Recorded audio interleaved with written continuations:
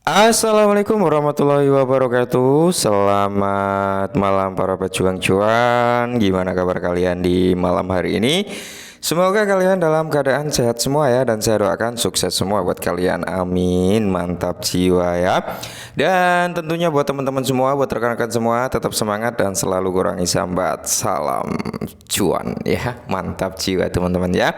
Tetap ya kawan-kawan, secangkir kopi harus selalu ada buat menemani kesempatan di malam hari ini teman-teman, untuk melihat area kondisi ya daripada keadaan altcoin ya, yang dimana kalau kita lihat bersama untuk market cap global kripto ya teman-teman ya, ini sebenarnya masih dalam kondisi penurunan 1,35%. Cuman di sini ada presentasi kenaikan ya, karena terakhir kita bahas itu berada di area 1,39 triliun kalau nggak salah. Kali ini udah berada di area 1,4 triliun, dan untuk Bitcoin dominance berada di area 51,1%. Untuk fear in greed-nya teman-teman ya, bisa kalian lihat sendiri lah ya, 75 poinnya. Nah, kalau kita lihat dari kinerja Bitcoin ya, masih berusaha untuk mempertahankan level 36 ribuan teman-teman ya, dan semoga saja sih ya nanti malam jebol kembali lah di level 37 ribu, amin. Nah, kali ini dengan keadaan kripto yang dalam kondisi merah meronta-ronta seperti ini teman-teman ya, kali ini ada kabar yang makin ramai tentang SRP teman-teman ya, dan teman-teman juga harus berpikir secara realistis atau berpikir secara rasional juga teman-teman. Nah, harga SRP kali ini berada di area 6545 ya kan. Dia mengalami penurunan 0,02% dalam 7 hari terakhir ini, 4,24%. Kali ini ada informasi yang cukup ramai diperbincangkan, yaitu tentang entitas besar, yaitu si BlackRock, yang rumornya kan mengajukan ETF spot untuk SRP ya kan. Tapi di sini ada dua persepsi teman-teman antara pro dan kontranya ya. Banyak sekali sekali media yang mengatakan hal tersebut adalah palsu ya. Cuman ya entah itu palsu entah itu benar, tapi ada satu statement yang cukup menarik sebenarnya tentang hal ini ya, yaitu suatu pola pikir yang cukup menarik. Langsung saja kita bahas teman-teman. Nah, ini datang dari Crypto Barbie atau Amelia ya teman-teman. Ini dia membahas perihal SRP ETF teman-teman. Nah, di sini menariknya ya kan, bagaimana jika pengajuan e-short XRP terus ya secara tidak sengaja bocor dan kemudian dinyatakan palsu. Ini masuk akal. Kenapa? Karena dia juga mencantumkan sesuatu hal yang cukup menarik ya. Jadi untuk memanipulasi pasar kripto lebih lanjut, ia masih aktif terdaftar di situs Ichis Delaware ya. Jadi teman-teman ya, kita lihat bersama-sama dengan tangkapan layar yang disematkan oleh Amelia ini, bahwasanya ya pengajuan ETF spot ini masih ada atau masih aktif terdaftar di situs Ichis Delaware teman-teman, yang dimana di sini bisa kalian lihat sendiri ya. Pada tanggal 11 pada bulan 11 tanggal 13 2023 ya kan, dengan nomor ya 2699091, entitas name yaitu Shar XRP Trust. Nah, entitas kin status RE. Nah, jadi kalau kita lihat teman-teman ya, status ini masih aktif terdaftar di situs ISIS Delaware teman-teman ya.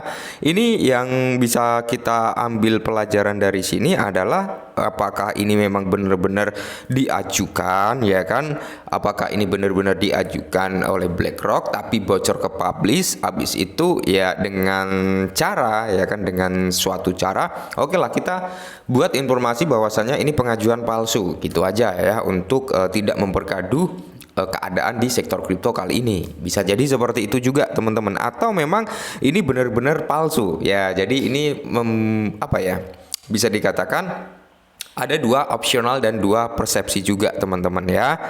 Nah, informasi berikutnya datang dari Wellware teman-teman ya, Wellware. Oke, nah jadi di sini cukup menarik juga, sempat ramai ya. Perhatikan bagaimana ketika pengajuan BlackRock Ethereum ETF ya, yang diumumkan beberapa waktu yang lalu. Semua orang mendukungnya, tidak ada yang meragukannya. Tapi saat BlackRock mengajukan kepercayaan XRP, seluruh komunitas Maxim mulai mimisan dan mengatakan itu adalah berita palsu, mengeklaim orang dalam BlackRock anonim yang tidak ada memberitahu mereka Elmau ya. Jadi ruang ini memiliki bias yang menarik terhadap XRP. Saya pikir sebagian besar penyebabnya adalah rasa takut. Takut hal ini akan menghancurkan pesaingnya. Ya bisa jadi teman-teman, bisa jadi seperti itu karena ini cukup ramai juga gitu di perbincangan di media sosial, di artikel-artikel juga sedang ramai kali ini. Masih sama dari Wellware teman-teman, dimana di sini cukup menarik juga sih sebenarnya. Nanti kalian komen-komen juga bisa teman-teman ya, memberikan pendapat kalian pribadi masing-masing. Nah, sudah lebih dari 6 jam dan pengajuan e-short XRP terus masih terdaftar aktif di situs Ichis Delaware. Nah, jika itu palsu pasti sudah dihapus sekarang. Secara logika memang seperti itu ya teman-teman. Ketika ada malware ya, ada sesuatu hal yang mungkin itu adalah tingkat kepalsuan ya kan, tingkat data palsu nih. Ini bukan dari entitas besar nih yang ngajuin ya kan, bukan dari BlackRock dan sebagaimana mestinya gitu kan. Secara otomatis ya kan dari situs ya, dari situs Ichis ini teman-teman, seharusnya Ichis Delaware ini langsung menghapusnya, tapi sampai 6 jam gitu ya kan, itu masih ada ya, masih ada. Apakah ini statementnya mengarah ke yang diucapkan oleh Amelia bahwasanya bisa jadi BlackRock benar-benar ngajuin, cuman karena bocor ke publish ya, dengan untuk menutupi hal tersebut dibuatlah ya berita bahwasanya ini adalah pengajuan palsu. Bisa jadi juga seperti itu. Nah, selain itu untuk mengajukan permohonan Anda harus memiliki 2 saksi notaris. Nah, ini secara logikanya ya, untuk mengajukan permohonan seperti itu harus ada 2 saksi notaris dan pemberi kuasa harus menandatangani dokumen serta agen terdaftar yang memverifikasi identitas klien sebelum menjadi agen mereka untuk mengajukannya. Nah, jadi simpelnya gini teman-teman ya, gambaran simpelnya. Ketika suatu aset kripto ya dia mau mendaftarkan dirinya ke exchange nih, ya otomatis exchange meminta datanya kan ya, meminta data gitu ya, data diri dari pendirinya seperti apa gitu ya kan. Terus bisa juga untuk melihat ini nanti seperti apa, intinya minta portofolio tersebut lah ya. Begitu pula dengan pengajuan hal seperti ini, apalagi di sini harus ada 2 saksi notaris dan pemberi kuasa gitu, harus menandatangani dokumen tersebut ya. Secara otomatis data pribadi, data diri dan sebagainya tetap tercantum di situ kan, entitas mana nih yang ngajuin kan, seperti itu secara logika ya.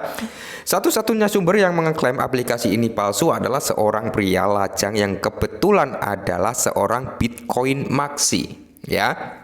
Nah, yang mengeklaim ETF ini palsu pertama kali adalah seorang Bitcoin Maxi yang mengeklaim bahwa dia berbicara langsung dengan BlackRock. Oke, dan mereka memberitahunya. Kemungkinan besar berita tersebut nyata. Lihat saja betapa liarnya mereka ketika narasi beralih dari Bitcoin ke Ripple. Gitu teman-teman ya. Jadi gimana menurut kalian? Karena dari pihak BlackRock ya, kalau nggak salah, kalau salah mohon dibenarkan teman-teman ya. Sampai saat ini kalau nggak salah belum ada klarifikasi langsung ya dari timnya BlackRock. Tapi kalau saya memang ketinggalan informasi, tolong disampaikan teman-teman ya. Dan di sini pun banyak komen-komenan yang cukup menarik sebenarnya teman-teman ya, banyak cukup yang menarik ya. Karena di artikel-artikel itu mengatakan bahwasanya hal tersebut palsu gitu teman-teman. Hal tersebut palsu, tapi secara melihat dari situsnya itu kok masih ada gitu ya kan, masih ada ya, berarti entah itu palsu entah itu benar, kita nggak ada yang tahu gitu teman-teman ya. Semoga saja sih ya, semoga saja seperti ini skenarionya. Semoga saja itu memang benar-benar BlackRock yang mengajukan, cuman bocor ke publish ya kan. Dan dari pihak BlackRock untuk menutupi hal tersebut ya, untuk menghindari potensi tersebut, dibuatlah berita acara untuk memalsukan pendaftaran tersebut. Juga bisa gitu teman-teman ya. Tapi ya semoga saja hal tersebut hanya manipulasi aja ya. Harapannya dari saya tetap BlackRock ini yang ngajuin gitu. Mantap jiwa ya. Karena secara tidak langsung saya juga seorang holder daripada XRP, saya juga punya koin XRP, dan ketika ini benar-benar dari BlackRock ngajuin ya, kita yang akan diuntungkan juga gitu teman-teman ya. Seperti itu teman-teman. Oke, mantap jiwa ya. Nah, di komen ini sangat ada yang cukup menarik teman-teman ya. Jadi ada seseorang yang komen, apa sih hebatnya ETF tersebut ya? Apa hebatnya gitu ya? Jadi di sini dijawab juga ya teman-teman, dijawab hal ini memungkinkan lebih banyak likuiditas mengalir ke aset kripto. Oke. Kebanyakan orang merasa tidak nyaman dengan kripto, tetapi jika mereka memiliki dana indeks dengan exposure langsung ke aset kripto, kemungkinan besar mereka akan mendatangkan investor baru, akan jauh lebih besar ya, mendatangkan investor baru akan jauh lebih besar. Nah, dengan adanya Bitcoin Bitcoin XRP ETF, Bitcoin ETF dan sebagainya ya teman-teman, ini akan membawa ya investor-investor baru untuk terjun nih untuk sektor kripto gitu ya. Uang itu digunakan untuk membeli XRP dan margin call meningkat gitu ya, MC meningkat gitu teman-teman. Inilah kelebihan daripada ETF gitu teman-teman.